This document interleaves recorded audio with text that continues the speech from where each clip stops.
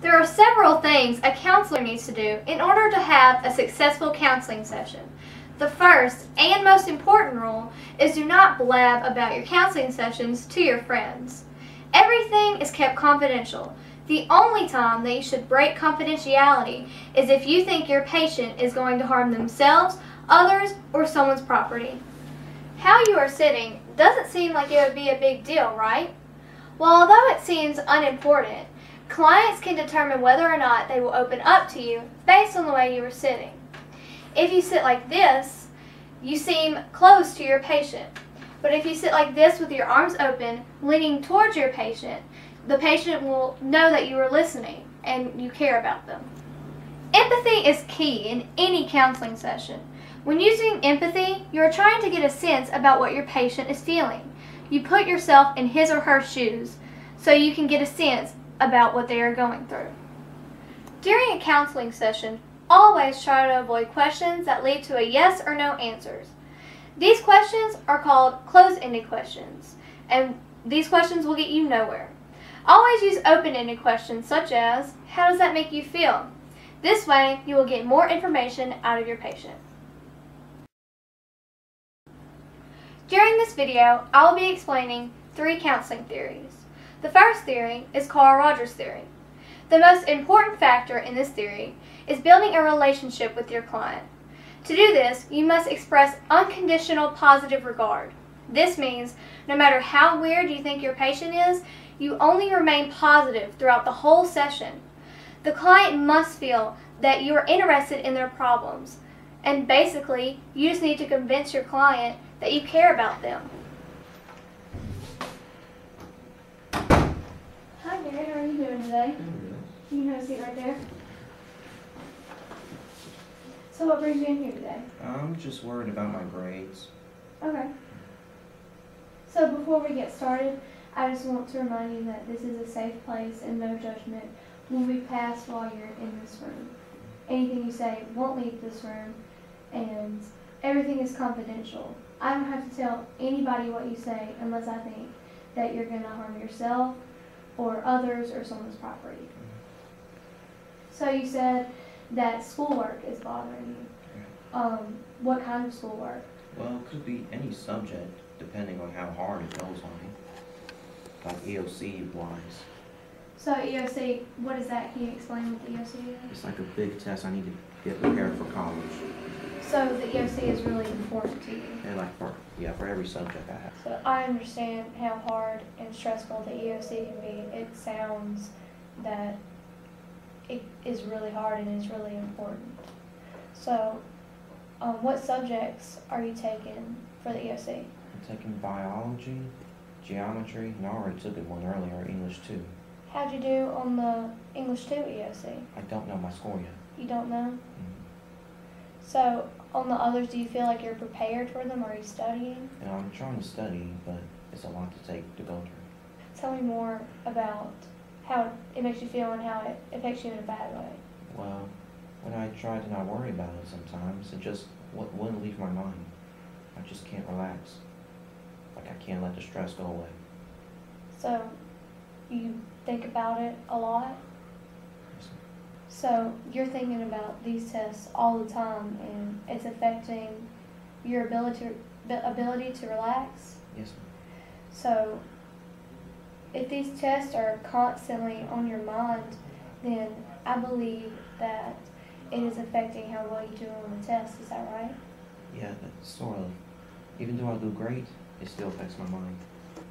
So you have done well in the past. Exactly. So why are you so worried about them? You think you'll do bad on them? Sometimes I just worry about the information, the confused parts.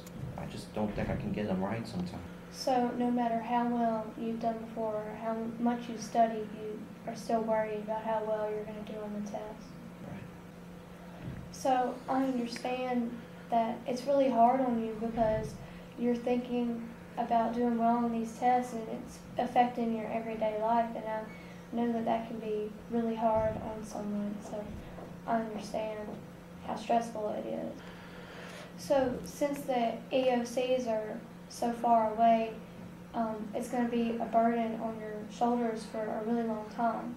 So during these sessions, I think we can find a way to make you more relaxed and not worry about the EOCs as much. Right, that's a good plan. The second theory I will be talking about is the Gestalt theory. This theory is an interesting one. If you like making people mad, you will love testing this out on your clients. To use this theory, you must pay close attention to everything your patient does. If they are tapping their feet, call them out on this. This aggravates them and makes them open up to you. Gestalt theory is all about unfinished business, which means if you have business that needs to be attended to, you aren't going to be a happy person. To find your client's unfinished business, use exercises that make them open up. So, what brings you in here today? I've just been having some trouble with some stress. Well, when you say stress, what do you mean by that? What kind of stress? I've just been having trouble keeping up with my schoolwork, and I never seem to have enough time to myself and the things that I want to do. I understand that schoolwork can be very stressful, but is studying something that you don't want to do and is very time consuming for you? I mean, I just always feel like I'm studying, and I'm just always worried about my grades. I noticed that you're looking down a lot. Why are you doing this? I'm kind of nervous talking about all this.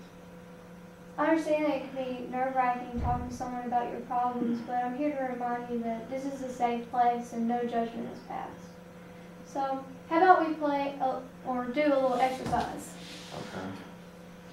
So, imagine you have a bag, and it's full of all your stressors. Okay. Now put that bag on your shoulders. Okay. Now show me how that will look like carrying all your stressors. Okay, you can see.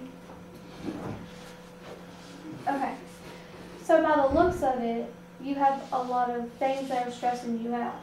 So if you take this bag and pull all the stressors out of the bag, what would they be? I guess it'd be worried about homework and trying to find a job for my future, and just making sure everything's kept up and grades are good and everything, and all that. So you're worried about these things for your future? Yes. Like long-term future, like years, or short-term, like weeks?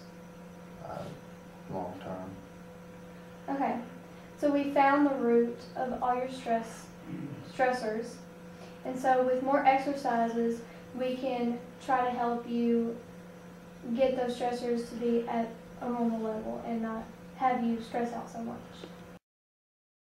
The third theory is REBT, which stands for Rational Emotive Behavior Theory.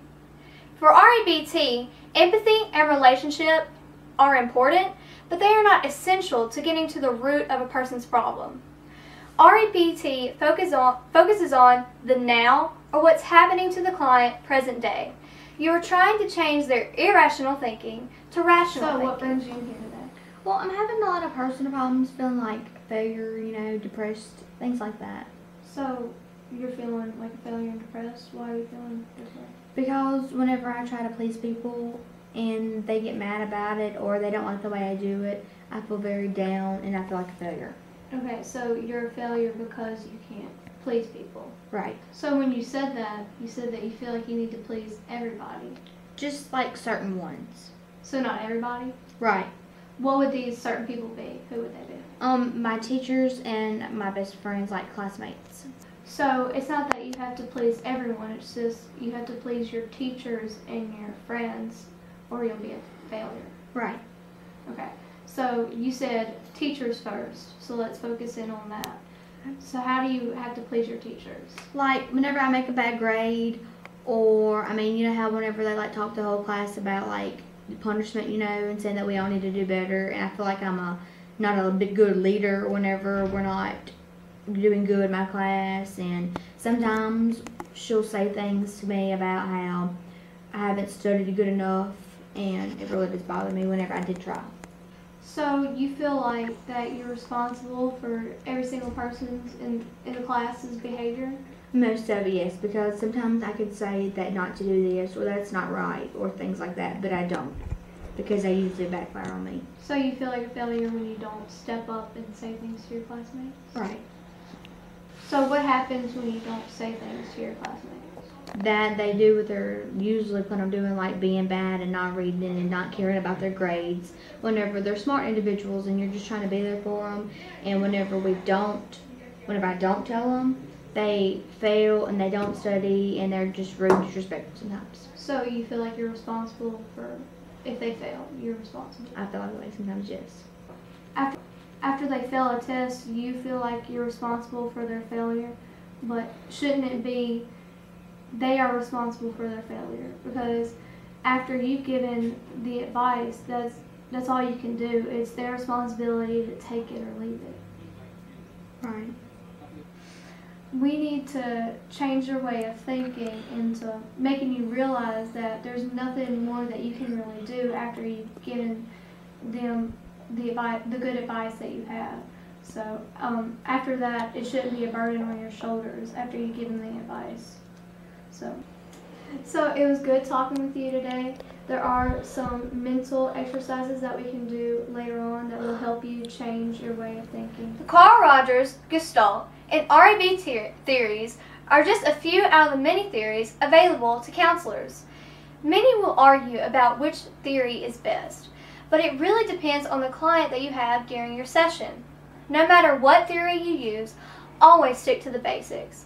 Be mindful of how you sit, use open-ended questions, and always use empathy. And the most important rule to remember is always follow the rules of confidentiality. Thanks for watching.